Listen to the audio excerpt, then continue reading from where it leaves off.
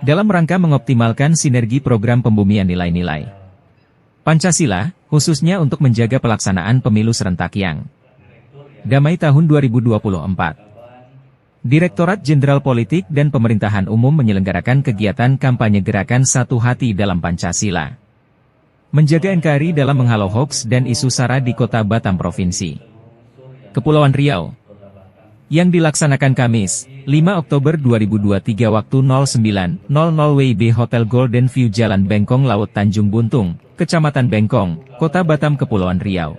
Dalam kesempatan Ketua KPU Batam Mawardi menyatakan langkah konkret yang akan dilaksanakan KPU dalam menyelenggarakan pemilu 2024 di Kota Batam.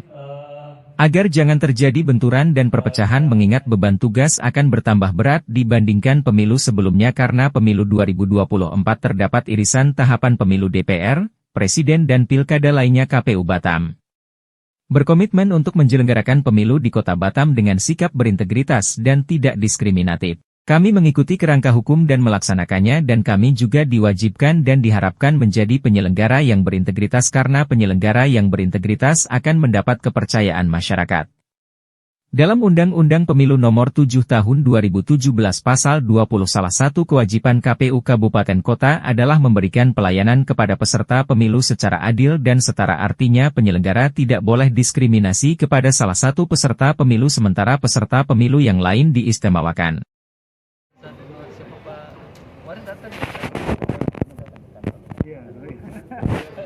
Untuk mencegah terjadinya perpecahan, jangan terjadi perpecahan, kegiatan-kegiatan konkret lah dari KPU untuk mencegah ini, biar jangan terjadi perpecahan dalam rangka pemilihan umum tahun 2024 ini. Ya, tentu dalam konteks kami sebagai penyelenggara ya, pertama tentu kami sebagai penyelenggara harus mengikuti aturan atau frame yang sudah disiapkan oleh KPU RI, karena memang sebagai penyelenggara di KPU RI adalah mempersiapkan aturan-aturan, kami di tingkat kabupaten kota hanya sebagai pelaksana saja.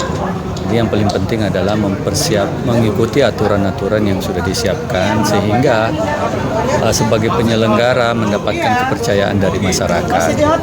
Nah, kalau sudah tidak ada kepercayaan dari masyarakat, bagaimana mungkin hasil yang diharapkan juga akan dapat mendapatkan legitimasi dari masyarakat itu sendiri. Itu yang pertama. Kemudian yang kedua,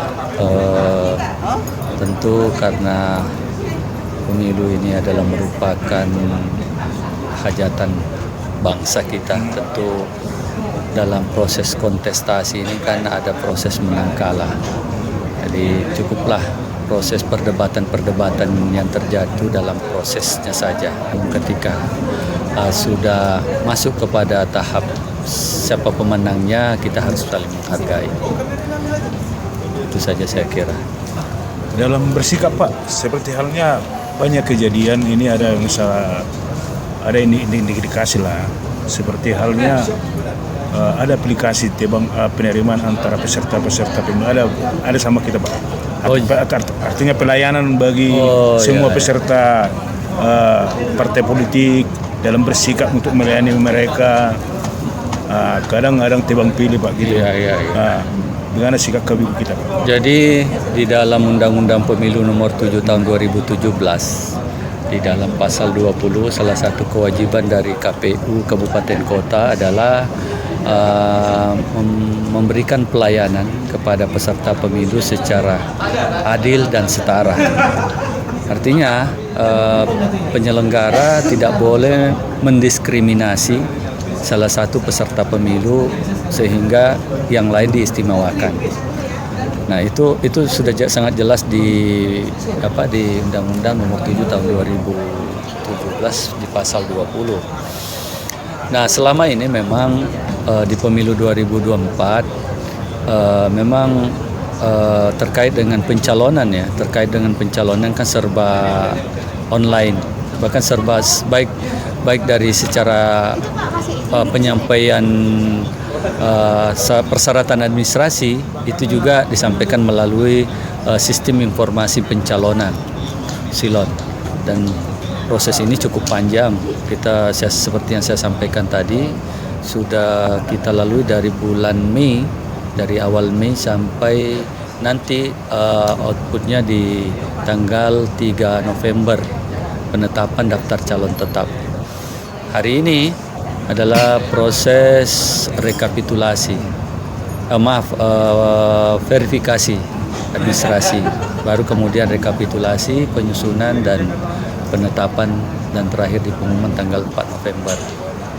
Nah, itu adalah titik final dari proses pencalonan dari tahapan pemilu yang kita ketahui.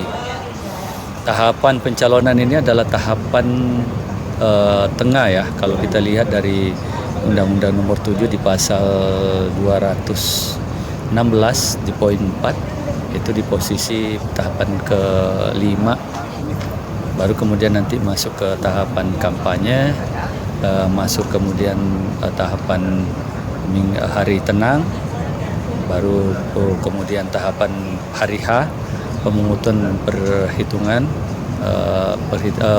dan perhitungan suara, baru penetapan hasil pemilu dan pelantikan.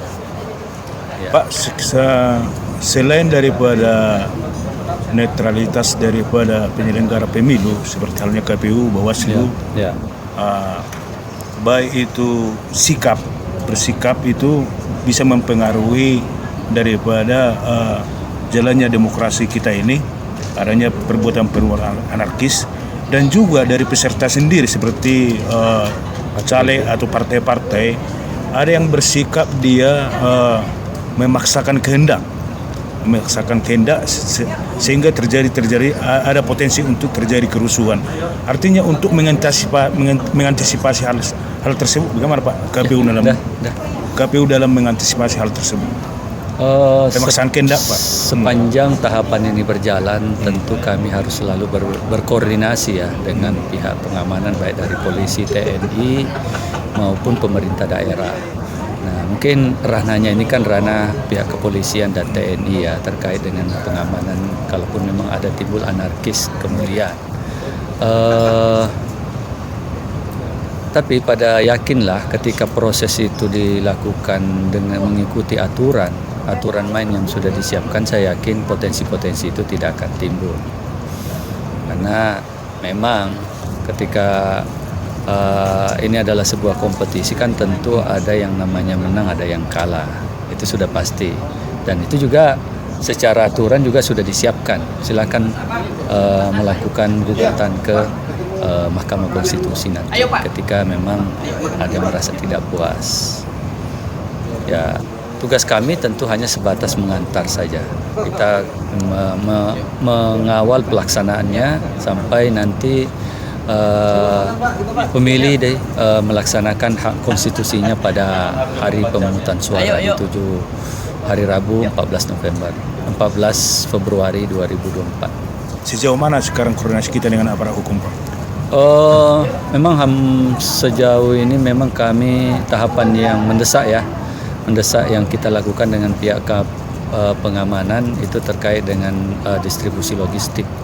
Karena ini adalah tahapan sekarang ini sudah masuk ke tahapan persiapan logistik. Karena ketika daftar calon tetap sudah ditetapkan dan ini akan kita sampaikan ke KPU RI, maka proses logistik baik itu surat suara, kotak suara sudah bisa dikalkulasi berapa kebutuhan dan siapa-siapa saja yang akan mengisi surat-surat suara yang akan kita siapkan.